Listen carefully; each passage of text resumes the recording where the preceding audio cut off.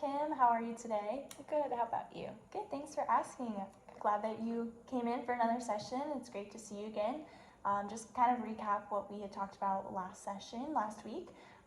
We were going to do some in vivo exposure therapy today. Do you remember what we discussed about what that is?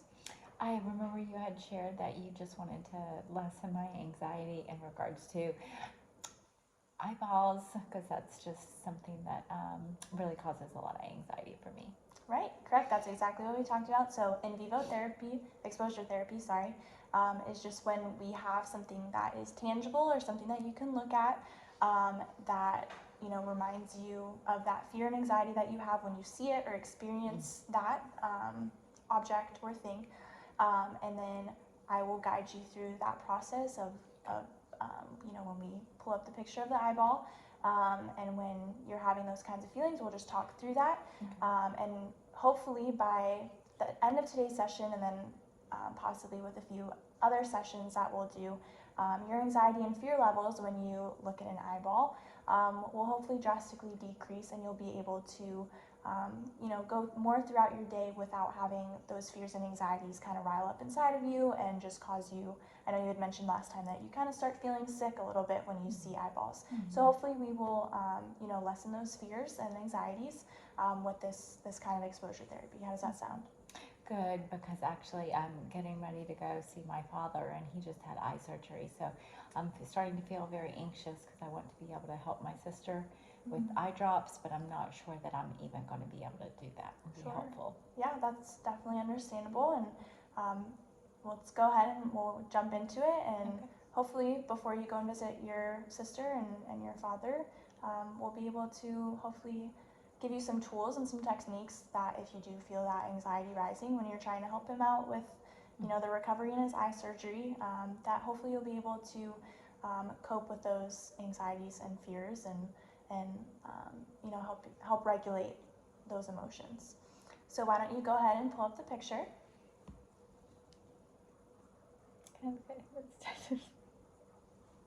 Okay, so what are your initial thoughts and feelings when you're looking at the picture of that eyeball? Well, obviously I recognize it's an eye. Just get a little squeamish. Okay, that's okay. Yeah, just, I don't want to say necessarily disgusting or gross, but those are just kind of the things that I start to think about, just all the little intricate details of the eyeball and that. Sure. So right now, if you had to rate your anxiety level, we'll do 0 to 100, 0 being you don't have any at all, 100 being this is the worst thing I've ever put you through. What is that level at right now? Well, just looking at it right now, probably only like a 50. A 50? Yeah. Okay. So it's not quite as bad. It just, usually I think my anxiety heightens if I'm having to touch or do something, like an action associated with it. Sure. And so with the in vivo exposure therapy, I know we did want to try this, but it is a little bit amended since, we can't bring in an eyeball. So I definitely understand why that level would be a little bit less to start out with, but still that it is at a 50%, even just from looking at it. We're going to just keep talking about it, and it's going to be uncomfortable, and that's okay. Just embrace that just uncomfortableness of looking at it and being in the room with it. It's on your screen.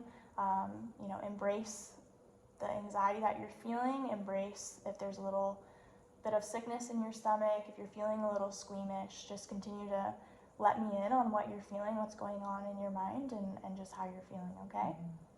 Well, and when I look down at it again, Grace, my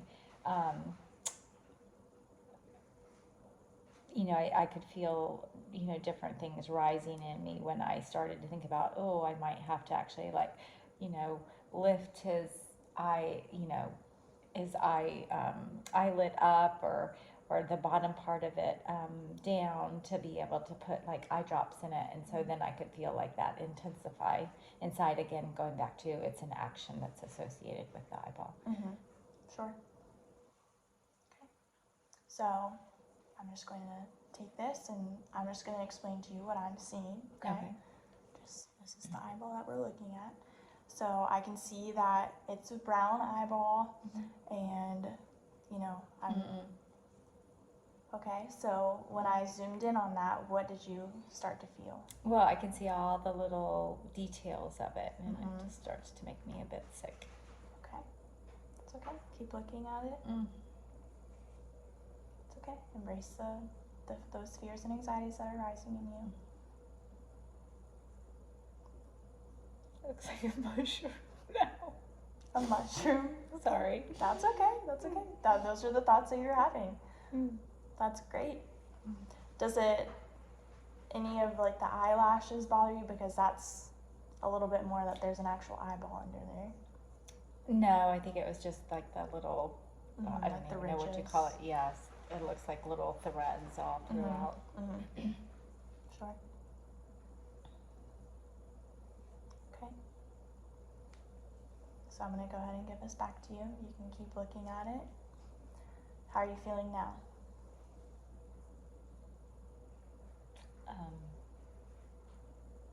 Now I'm starting to focus more on that because we had magnified it. So all those little details, the little threads in that. So now my eyes are just going to that instead of like the whole eye. And that caused a spike of anxiety in you? Well, you know, I think it's just that nauseousness. So I'm not sure if it's associated with anxiety or just discomfort physically, a physical response to it. Sure. Well, you're doing great. I know this is very uncomfortable for you, but you're brave, and being able to look at the eyeball is a great start.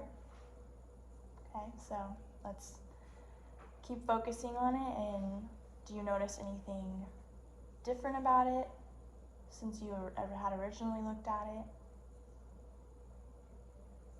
I guess I just see, obviously it's a picture, so it's a little bit different than, you know, looking into somebody's actual eye. But I guess, you know, there's different light that's reflected on it.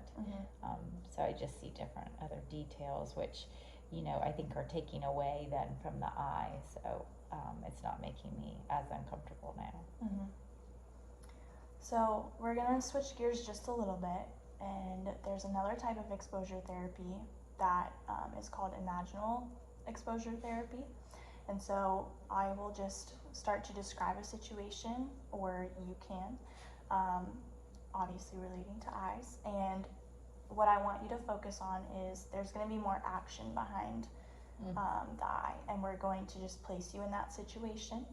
In your mind, you're going to think about it. We're going to process those thoughts aloud. And we're going to see how you're feeling throughout that, okay? All right, so if you want to close your eyes, you can. So you were talking about how your dad had eye surgery, so I'm sure that his eye might be a little red, might be a little discolored, it could be a little swollen. There might even be some pus or, you know, just some, I'm not sure, like wounds if, you know, the doctor had to go in and touch the eye. And you had mentioned that you had to assist your sister with giving him some eye drops, so that means you might have to go near and touch the eye. How are you feeling in this moment? Sick. Sick, okay. All right, so I want you to imagine yourself there, and I want you to go ahead and imagine yourself, and I want you to take a deep breath, and I want you to repeat to yourself that it is just an eye and it's not going to hurt you, and there's nothing that you can't overcome. And now I want you to imagine yourself going and picking up the eye drops. What is your anxiety level at right now? I mean, it's not bad right now because I'm not up to the eye. I'm just moving across the room to pick up the eye drops. Okay, that's good. All right, so I want you to imagine yourself moving a little bit closer, and you can see your father's eye, and you're going to have to take your finger and lift up the eyelid a little bit, and you're going to put 3 eye drops in there. I can see you're tensing up and you're squinting. What's going on in your head right now? And again, it goes back to the action of actually having to touch even near the eye, to be able to open it up enough for him to receive the eye drops. Sure. Okay. And not wanting to, mess up or wanting to make sure I'm accurate, so it's not like I can pull my head away, pull my eyes away from what I'm doing. All right. I want you to imagine that you have already lifted up his eye and you're giving 3 eye drops. 1, 2, and 3. And then you're done. You did what your sister and your father needed of you, and you can take a step back and you take another deep breath and you tell yourself that you did it and that you have overcome. How are you feeling? Relieved. Relieved because I'm done. okay. Are you at all proud of yourself or feeling strong or brave that you were able to conquer this? Probably proud that, I would want to be there to be able to help them, and not being able to kind of perform such like a trivial almost act is kind of silly. So, just being able to be productive and helpful. Mm-hmm. All right, you can go ahead and open your eyes. That was great. You did awesome. You should be proud of yourself, and it's definitely admirable that even though you do have this fear of eyeballs and it makes you feel a little queasy, that you are going to go help your father, and you know that yes, this is a fear of mine and I don't like it, but I know that it's going to help someone else, and that's super admirable. So that was a great first session. I want to go ahead and check in. This is our check-in point. So how are you? You had rated your kind of anxiety, fears when you were looking at the eyeball at the beginning of our session with the in vivo exposure therapy around 50. I know we did kind of switch gears and go into a different kind of exposure therapy, but what kind of level are you feeling right now? Again, I'm removed from it now, so, I'm not anywhere near 50 because I'm not near the eyeball. The situation has passed. So. Okay. That's great. So how do you feel about coming in next week? And we will go ahead and continue with the imaginal exposure therapy, and we'll continue to bring up different scenarios or different actions relating to eyes.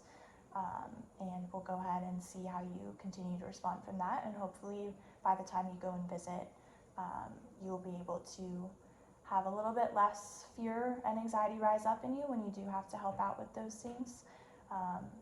And we will continue to work on those tools. I did kind of give you a few, but we'll go into a little bit more depth next week about the breathing, and then repeating to yourself those just those positive values to yourself, and just reminding yourself that you did a good job and that your body is still present in that moment. So after all that is being said, how are you feeling about that? Is that something that would interest you, that you want to continue to work on? Sure, and I think after having, a real life experience, hopefully, if it didn't go well, then you can help me kind of work through that. Sure, that sounds like a great plan. All right, Kim, well, I will see you next week. All right, thank you. Great. Thank you.